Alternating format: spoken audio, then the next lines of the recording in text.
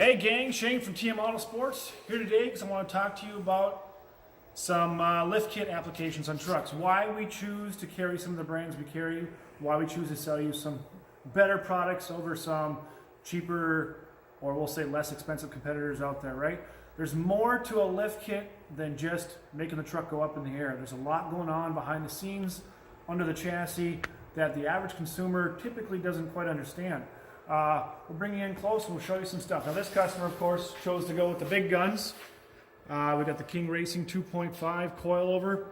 This is a front 2.5-inch lift kit and coilover conversion from the best in the industry at King. It's kill two birds with one stone here. We get our lift and we get a coilover conversion, which is going to give us a much better ride than the factory ride. Now, what we really want to talk about today are geometry correction things.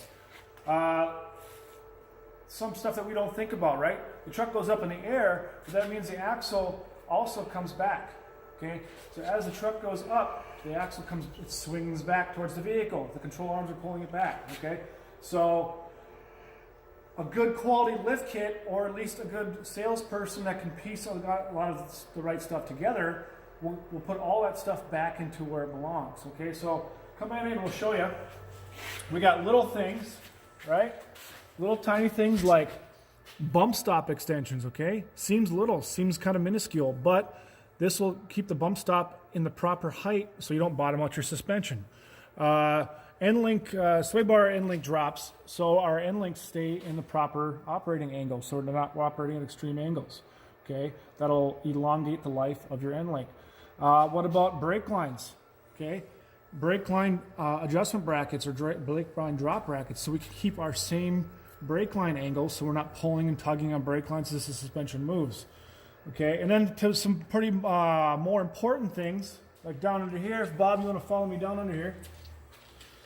Track bar relocation or track bar drop bracket, right?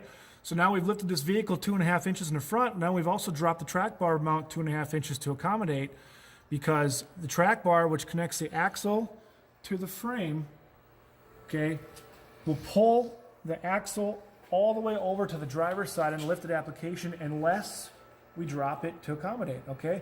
And then the most important one, or important two, I should say, pinion angle, especially on a front solid axle truck, and caster. Now, on this particular kit, we did the BDS arms, okay?